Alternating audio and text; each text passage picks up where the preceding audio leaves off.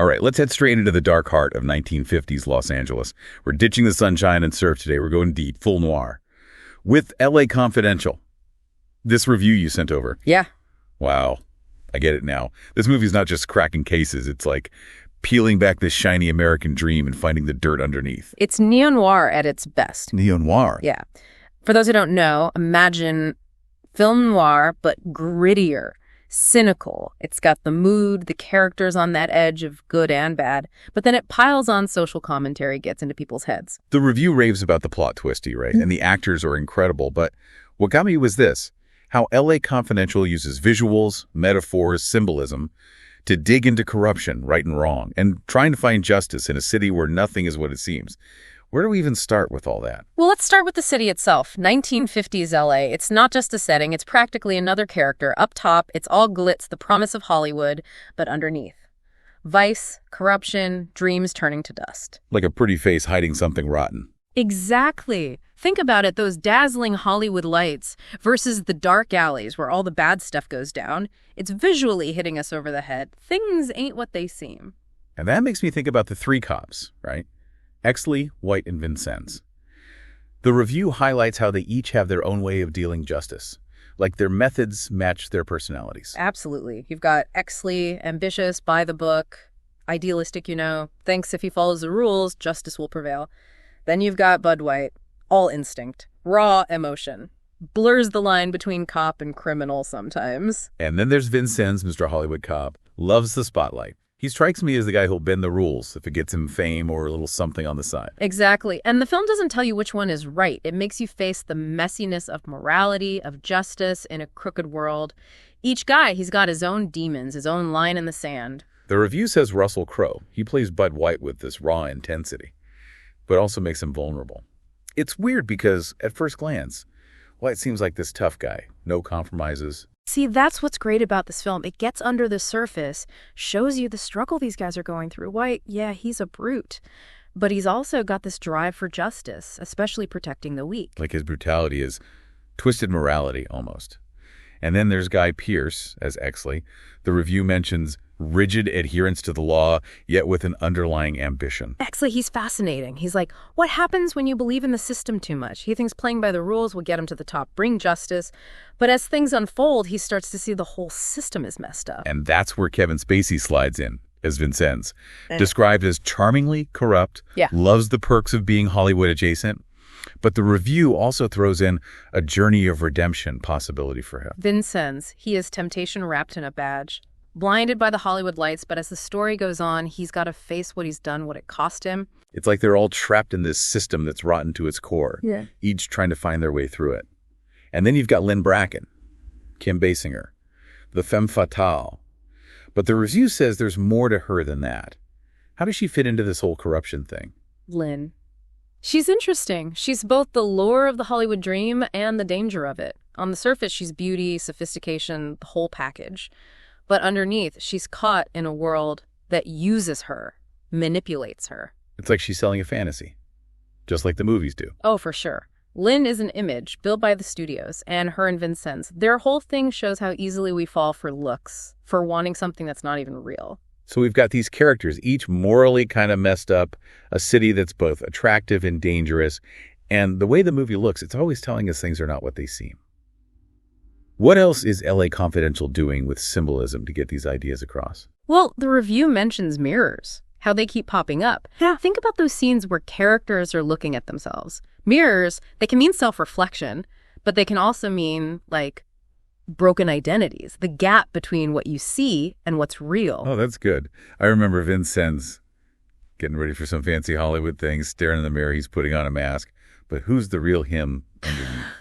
Exactly. He's literally looking at himself, but it's deeper. He's seeing all the parts he plays, all the compromises.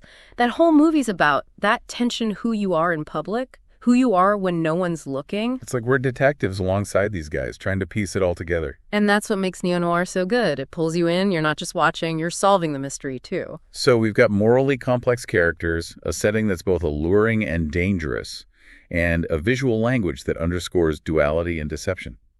What other ways does L.A. Confidential use symbolism to explore these ideas? The review mentions light and shadow as recurring visual motifs. I remember those stark contrasts, the way certain characters are often shrouded in darkness. Those visuals are striking, aren't they? The way light and shadow play off each other reflects the moral ambiguity of the story. Characters often partially hidden in darkness, symbolizing their hidden agendas and secrets. Light might represent truth and exposure, while shadows suggest deception and the things lurking beneath the surface. It's as if the visuals constantly remind us that we can never truly know what's going on in these characters' minds. We only get glimpses, like flashes of light in a dark room. Exactly. And those glimpses are often fleeting, forcing us to question everything we see and hear. Right, it keeps us on edge, questioning our own perceptions. So we have these morally complex characters, a setting that's both seductive and dangerous, and a visual language that constantly reinforces the themes of duality and deception. What are some other ways that L.A. Confidential uses symbolism to explore these ideas? Well, the review mentions mirrors as a recurring motif. Think about the scenes where characters are looking at their reflections. Mirrors can symbolize self-reflection, but they can also represent fractured identities and the gap between appearance and reality. That's a great point. I remember that scene where Vincennes is looking at himself in the mirror while getting dressed for a Hollywood event. It's like he's putting on a mask. But who is the real Vincennes underneath? Exactly. He's literally looking at a reflection of himself, but he's also confronting the multiple layers of his identity and the compromises he's made. That tension between public persona and private reality run through the entire film. It's like the filmmakers are inviting us to question everything, to look beyond the surface and try to piece together the truth, just like the detectives in the film. And that's what makes L.A. Confidential such a rewarding experience. It's a film that engages us on multiple levels, intellectually, emotionally, and visually. It sounds like we've only just scratched the surface of this film's rich tapestry of themes and symbolism. But for now, I think we need to take a break and let our listeners absorb all this. Indeed. There's much more to unpack, especially when it comes to the film's exploration of the American dream and the dark consequences of unchecked ambition. All right, listeners, stay tuned. We'll be right back with more of our deep dive into the world of L.A. Confidential. We're back in those dark streets, 1950s L.A., still diving deep into L.A. Confidential. Before the break, we were getting into how the film uses visuals, like light and shadow, to show us how morally messed up these characters and the city itself are.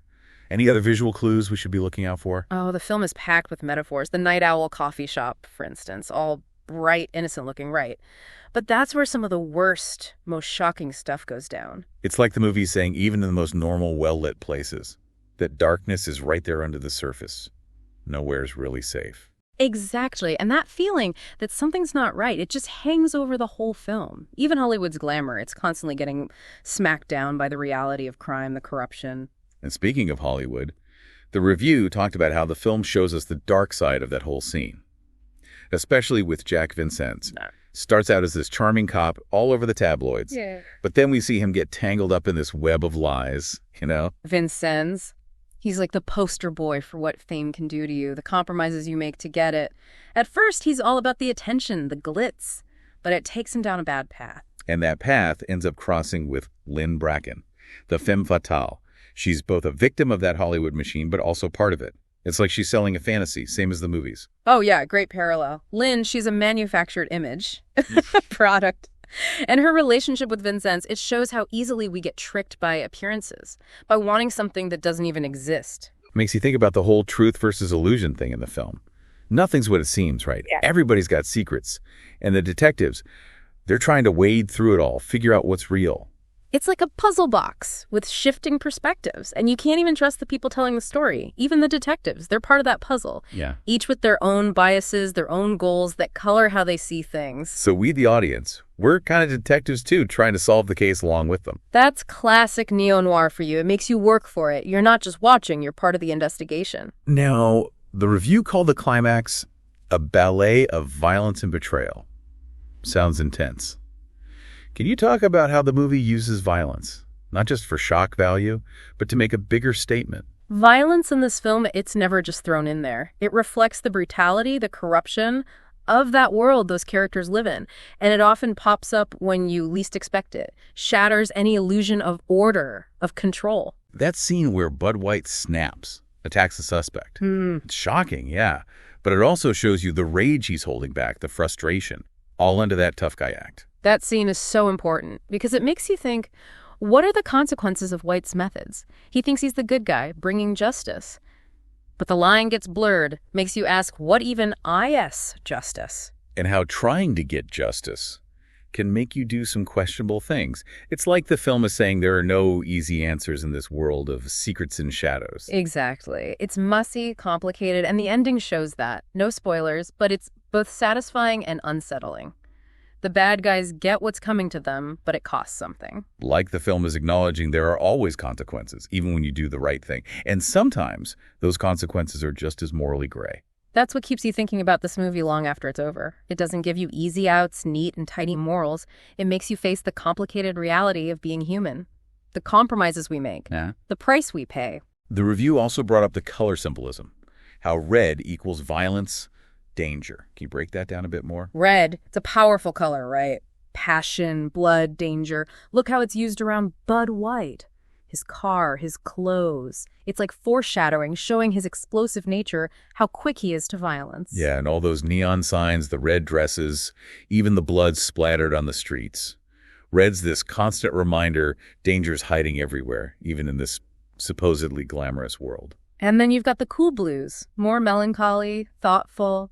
Exley, he's often in blue settings. It highlights how he's more of a thinker and analyzer. Amazing how these little visual things add so much to the characters, the story. I'm seeing L.A. Confidential less as a straight-up Crom flick, and more like this tapestry of symbolism, psychology, social commentary. That's a great way to put it. The film works on different levels. It rewards you for paying attention. We've covered a lot. The visuals, the dark side of Hollywood, what justice even means.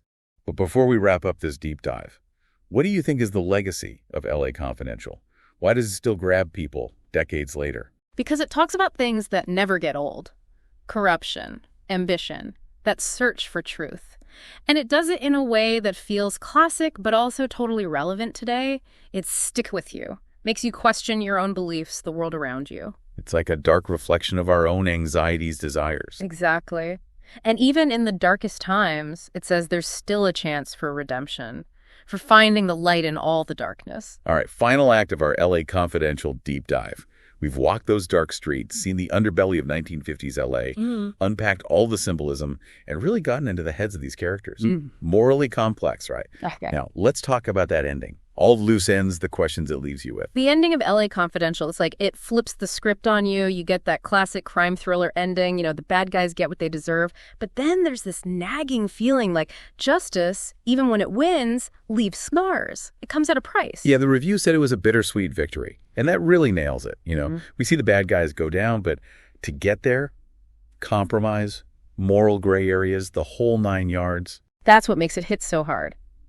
The film doesn't shy away from how complicated it all is. It's like it's saying, look, in this world, there are no easy answers, no pure heroes, no totally evil villains. We've talked a lot about the symbolism, light and shadow especially. How does that play out in those last scenes? Remember, shadows. They often represent hidden truths, the darkness underneath. Well, in that final showdown, a lot of those shadows literally disappear. The truth comes out, but it comes at a huge cost. Like the light of truth. It reveals just how ugly things really are. Shatters all the illusions. And almost everyone pays a price for that. Compromises, lines they've crossed, things they can't take back. It shows that every choice has a consequence, even if you're on the right side in the end. It's not like those old noirs where the detective walks away clean. Like he fixed everything. L.A. Confidential says, nope, this world's too messed up for easy solutions. Yeah, and you see that in what happens to the characters. Some find some peace, some redemption. Others, the darkness wins. Like it's saying, even with all the corruption, the violence, you still have choices. You can act, but your choices have ripples.